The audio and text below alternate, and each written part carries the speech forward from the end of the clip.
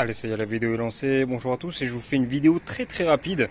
Bon, déjà c'est une demande d'une personne qui m'a mis en commentaire, donc il voulait voir sur le Scrambler S comment faire pour reculer légèrement la selle pour pouvoir accueillir deux personnes de manière confortable. Et en effet, ceux qui ont des Scrambler S, vous allez être rendu compte que lorsque vous êtes à deux, la personne qui se trouve à l'avant, elle a les genoux qui vont être franchement extrêmement en avant, ce qui fait qu'on a l'impression de pédaler en arrière, et ça c'est quelque chose que j'avais déjà dit sur une de mes premières vidéos.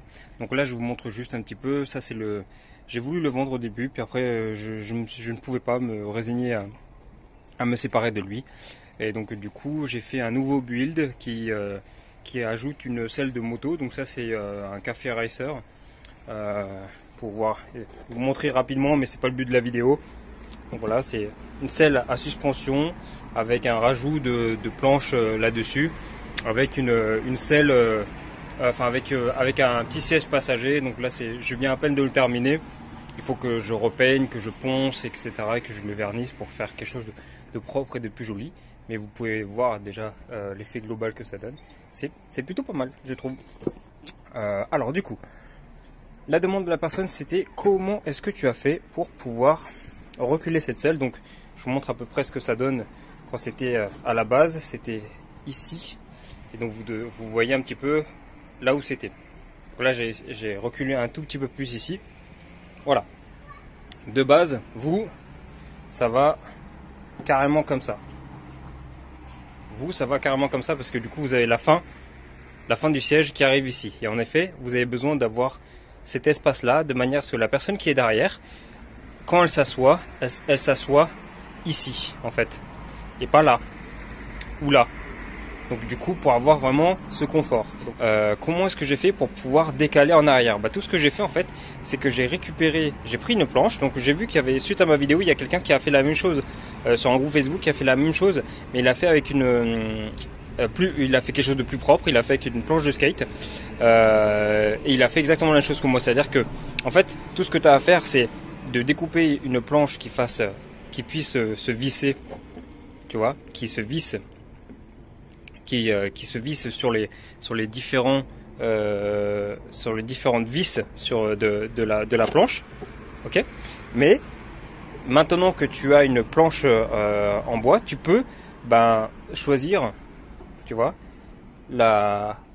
où est-ce que tu veux revisser ta planche, tout simplement.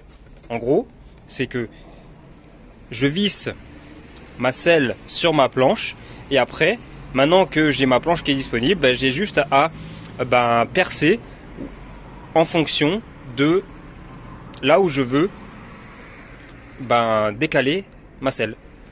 Je sais pas si c'est clair, mais en gros, là par exemple, moi j'avais besoin, initialement c'était comme ça, tu vois, j'avais besoin de décaler sur cette distance là.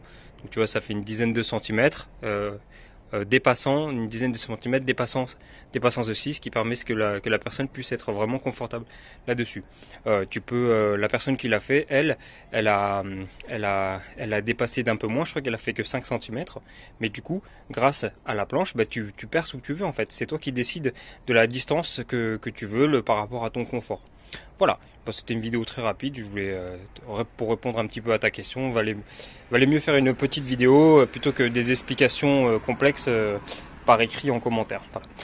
Bon, sur ce, je vous souhaite de très bons rides. Profitez-en parce que malheureusement pour moi et heureusement pour vous et tous ceux qui ont acheté avant, ce vélo coûtait 2490. Le V qui est son frère coûtait 2490. Je sais pas pourquoi, ils sont tous passés à 1590, et en plus vous avez encore des offres qui vous font monter à 1390.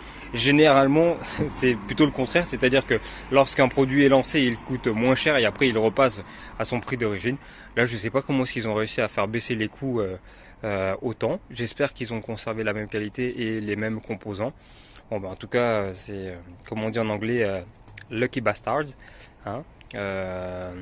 Donc voilà, pour ceux qui veulent agrandir la communauté des wildman, etc., c'est vraiment l'occasion, parce que pour un prix qui est beaucoup moins cher que par exemple le ZX, je crois, de Super 73 qui est à 2490. Bah, voilà, vous avez pour 1390 en ce moment et 1590 ou 1590 un speedback qui va à 45 km/h. Donc voilà, c'est l'occasion si vous souhaitez vous lancer dans cette aventure. Attention, je suis pas sponsorisé, j'ai pas de partenariat ni quoi que ce soit, mais bon, et c'était intéressant pour vous. Et si moi j'avais attendu un petit peu pour mon V, je l'aurais eu à 1590. Je suis un peu dégoûté, mais bon, c'est pas grave. Voilà, je vous souhaite à tous de très bons rides, prenez soin de vous et levez, toujours levez.